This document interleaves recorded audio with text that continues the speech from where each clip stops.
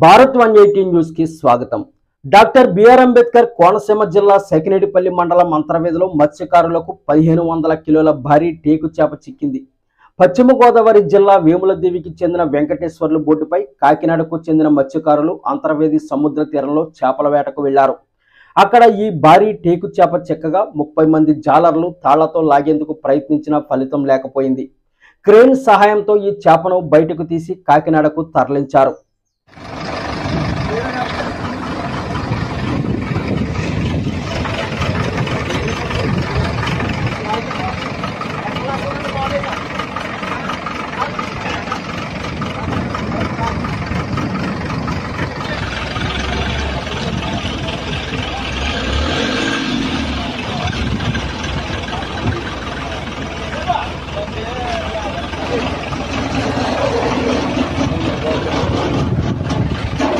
సాగుబోద్దేమో కాదు, అటు ఇటు తోడేయాల్సిందే.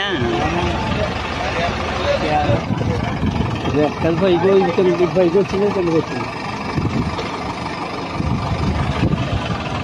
రెక్క అక్కడ కర్రలతో లేపాలి. రెక్క లేపడం కర్ర అవుతుంది. కర్ర ఎట్లా లేపాలి?